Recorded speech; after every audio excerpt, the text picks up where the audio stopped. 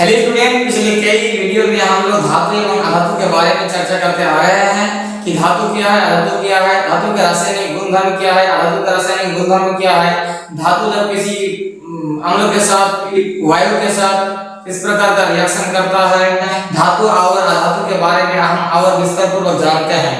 तो आज का वीडियो में हम लोग जानेंगे धातु और अधातु किस प्रकार एक दूसरे से रिएक्शन करता है और धातु और अधातु के रिएक्शन के फलस्वरूप उत्पाद के रूप में मुझे क्या मिलता है।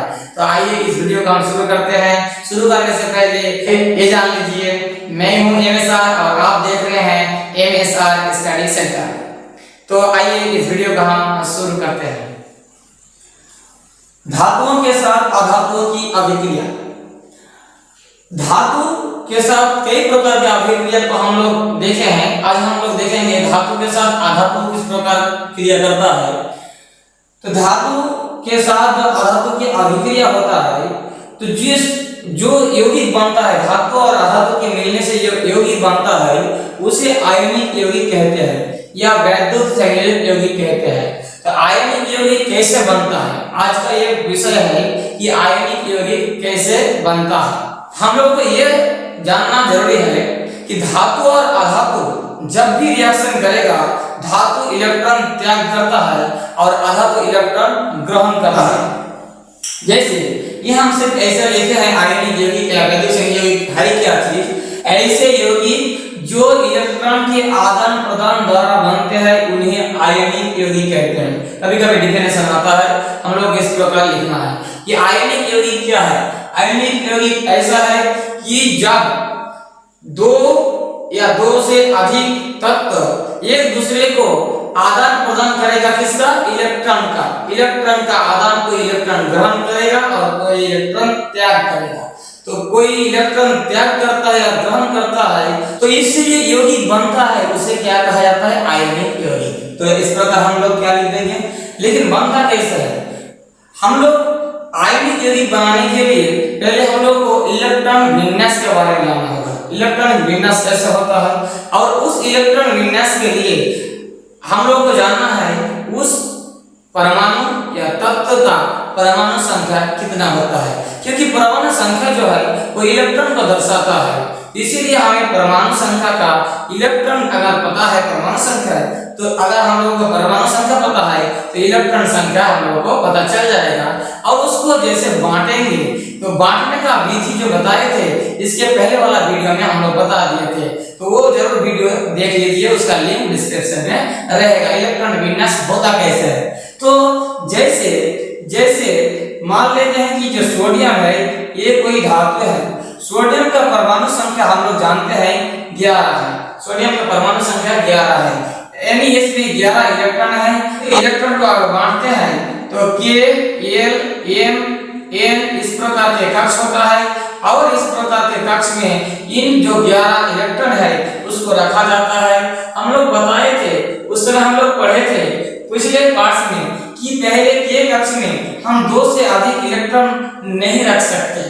वो 2 के बाद जितना रहेगा वो आगे बढ़ते जाएगा, लेकिन इसमें ये ध्यान रखना होगा 8 से अधिक इलेक्ट्रॉन किसी भी कक्ष में नहीं होगा।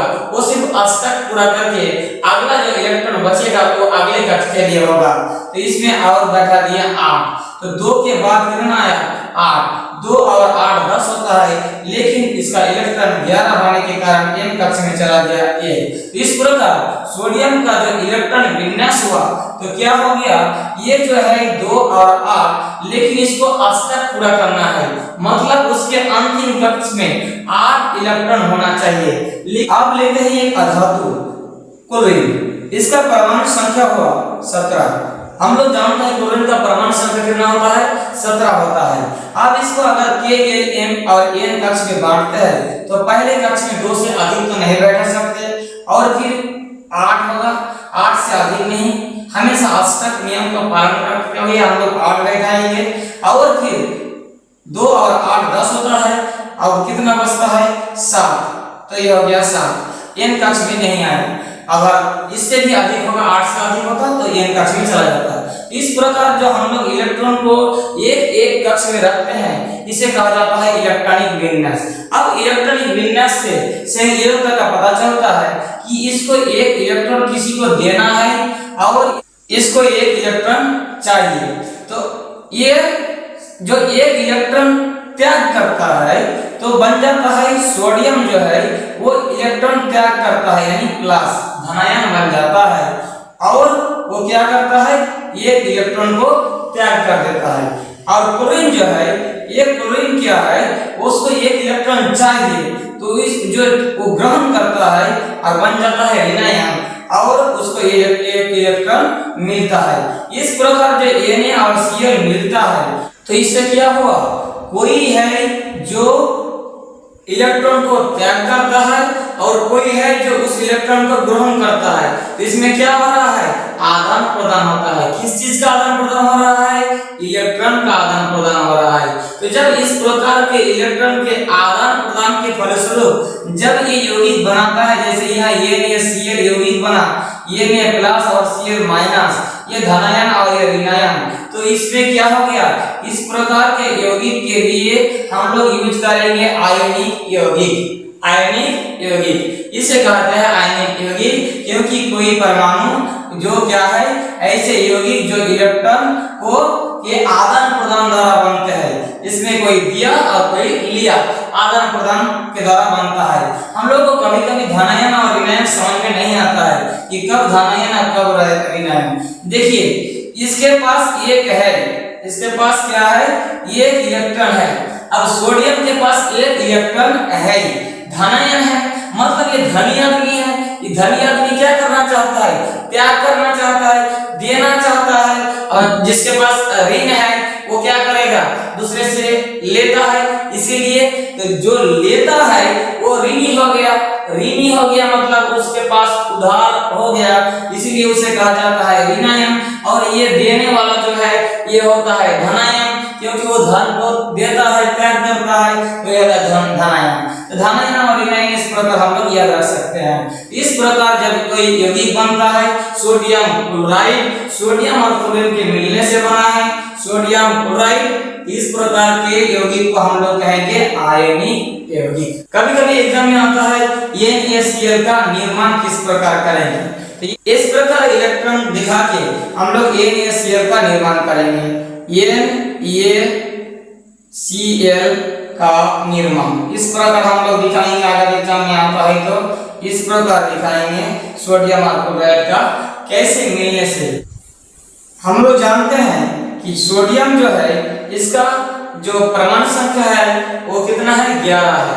तो उसको हम डिवाइड किए तो कितना हुआ, सोडियम को अगर इलेक्ट्रॉनिक विन्यास किए तो लास्ट कक्ष में कितना आया, 1 आया।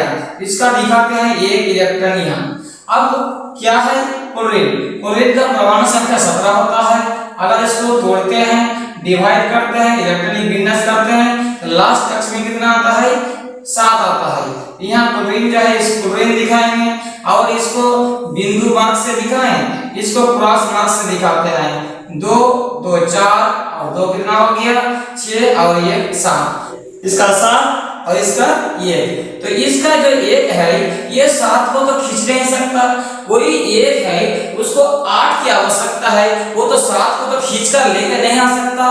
वो क्या कर सकता है बेचारा, दे सकता है, क्योंकि वो धनी आदमी है, वो धनायन बनाएगा, और ये ऋणी आदमी है ऋणायन बनाएगा, क्योंकि इसको चाहिए, 7 है फिर भी इसको चाहिए। और ये कहता है ले लो भाई, अब तो मेरे पास है, आपका भी हो गया। तो ये क्या करता है, आपका ये एक इलेक्ट्रॉन इसको दे देता है, तो ये बन जाता है 8। अब क्लोरीन का कितना बन गया, 1 इलेक्ट्रॉन जैसे इधर मिलता है तो इसका जो है 2 और 8 था और 1 था, ये वाला 1 इलेक्ट्रॉन इसमें चला जाता है। और यहाँ जो 2 8 और 7 था तो ये आने से इसका 8 हो जाता है, यानी दोनों का अष्टक जो है लास्ट कक्ष में जो 8 इलेक्ट्रॉन होना चाहिए वो पूरा हो जाता है। ये देता है और ये लेता है। तो इस प्रकार सोडियम और क्लोरीन क्या होता है, सोडियम क्लोराइड का निर्माण करता है। इस प्रकार सोडियम क्लोराइड का निर्माण करता है।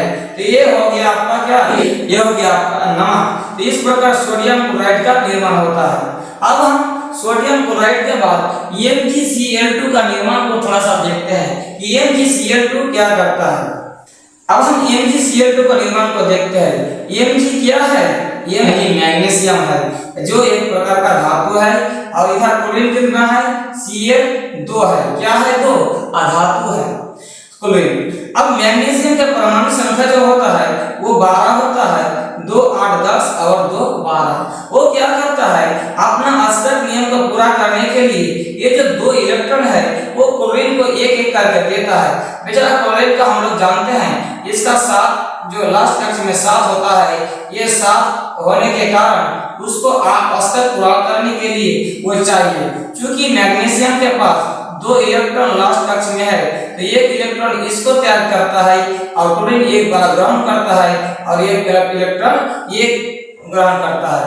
तो इसमें क्या हो गया, मैग्नीशियम जो है ये जो है 2 प्लस आयन क्या करता है, वो त्याग करता है, और क्लोरीन जो है वो क्या करता है, इलेक्ट्रॉन को ग्रहण करता है। तो इस प्रकार MgCl2 का निर्माण होता है, मैग्नीशियम क्लोराइड का निर्माण करता है। बात यह है कि मैग्नीशियम के पास 2 इलेक्ट्रॉन है जो 2 क्लोरीन को देता है, कोई त्याग करता है और कोई ग्रहण करता है। इसे हम लोग कहेंगे आयनिक यौगिक। तो इस प्रकार मैग्नीशियम क्लोराइड, इस प्रकार आप एल्युमिनियम क्लोराइड का भी निर्माण करते हैं। हम लोग जानते हैं एल्युमिनियम का परमाणु संख्या 13 है, तो 2 8 10 होता है और 3 कितना होता है, 13। तो ये जो 3 है उसको और अष्टक पूरा करने के लिए 5 चाहिए, जो किसी से छीन के नहीं ले सकता, इसीलिए वो 3 इलेक्ट्रॉन किसी को दे देता है। यहाँ जैसे क्लोरीन है, 3 क्लोरीन है, Cl, क्योंकि हम लोग जानते हैं क्लोरीन के पास 7 ही इलेक्ट्रॉन अंतिम कक्ष में होता है, इसीलिए वो क्या करता है, वो जो लास्ट कक्ष वाला है 2 3 इलेक्ट्रॉन किसके पास है, एल्युमिनियम के, एक एक करके सबको बांट देता है। ले भाई मेरे पास 3 इलेक्ट्रॉन तुम लोग ले लो और तुम लोग का अष्टक पूरा हो जाएगा, इसका भी 8, इसका भी 8, इसका भी 8 और मेरा भी लास्ट कक्ष में 8 इलेक्ट्रॉन हो जाएगा। इस प्रकार बनता है एल्युमिनियम क्लोराइड। इस प्रकार बहुत सारा जो है वो क्या करता है, धातु और अधातु मिलता है, जिसमें हमेशा धातु जो है वो इलेक्ट्रॉन त्याग करता है और अधातु उस इलेक्ट्रॉन को ग्रहण करता है और दोनों आपस में आदान प्रदान करता है इलेक्ट्रॉन का और आयनिक यौगिक का निर्माण करता है। तो हम लोग आयनिक यौगिक समझ गए, इस प्रकार आयनिक यौगिक का निर्माण होता है। एग्जाम में NaCl का निर्माण हो, चाहे मैग्नीशियम क्लोराइड का हो, चाहे एल्युमिनियम क्लोराइड का हो, इस प्रकार का हम लोग दिखा देंगे कि इसका इतना इलेक्ट्रॉन है और क्रॉस और बिंदु को दर्शा के हम लोग एक एक करके इस प्रकार का निर्माण करके दिखाएंगे। उससे में आता है करना। अब आते हैं आयनिक यौगिकों के गुणधर्म। आयनिक यौगिक जो बना इसका क्या गुणधर्म है, इसका भौतिक गुणधर्म या रासायनिक गुणधर्म क्या कहता है, तो आइए इस बिंदु पर चर्चा करते हैं। पहला है भौतिक प्रकृति। इसका आयनिक यौगिक जो बना इसका भौतिक प्रकृति कैसा होता है। एक ठोस, कठोर या भंगुर होता है। ये ठोस होता है, आयनिक यौगिक जो बना ये ठोस होता है, और ठोस मतलब कठोर होता है लगभग, और क्या होता है भंगुर भी होता है, ये टूट भी जाता है। गणनांक एवं कथनांक ये उच्च होता है। इसका जो गणनांक है या कथनांक है दोनों क्या होगा, उच्च होगा। इसका आयनिक यौगिक जो बना उसका गणनांक हो चाहे कथनांक हो बहुत ही हाई होगा, उच्च होगा। घुलनशीलता, जल में घुलनशील होगा। जल में क्या होगा, घुलनशील होगा। आयनिक यौगिक हमेशा जल में घुलनशील होगा, लेकिन पेट्रोल, डीजल, केरोसिन ये सब में क्या होगा, अघुलनशील होगा, उसमें घुलेगा नहीं। ये हो गया पॉइंट। लास्ट पॉइंट में है विद्युत चालकता।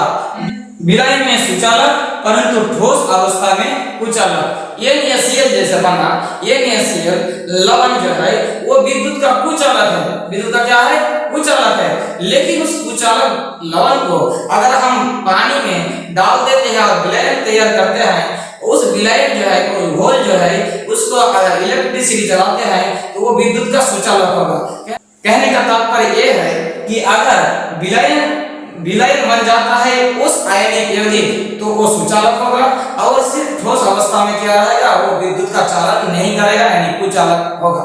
इस प्रकार धातुओं के साथ अधातुओं की अभिक्रिया में ये सब घटना घटित होता है, जिसमें एक बात क्लियर है कि धातु अधातु को इलेक्ट्रॉन देता है और उस इलेक्ट्रॉन को ग्रहण कर अधातु आयनिक यौगिक का निर्माण करता है। और आयनिक यौगिक का कुछ खास गुण इस प्रकार है कि हम लोग किस प्रकार आयनिक यौगिक बना इस प्रकार देखें। उम्मीद है कि आज आप लोगों को हम ठीक से समझा पाए। फिर भी किसी प्रकार का डाउट है तो कमेंट बॉक्स खाली है, आप लोग लिखिए और पूछिए कि आप लोगों को किस में समस्या हो रहा है। इस प्रकार लगातार वीडियो को पाने के लिए मेरे साथ हमेशा जुड़े रहिए, मेरे चैनल के साथ हमेशा जुड़े रहिए। सब्सक्राइब करना मत भूलिएगा, लाइक शेयर करना मत भूलिएगा। अपने फ्रेंड सर्कल में इस प्रकार के वीडियो को शेयर कीजिए ताकि उन लोगों का भी हेल्प हो। तो मिलते हैं अगले वीडियो में, तब तक के लिए धन्यवाद।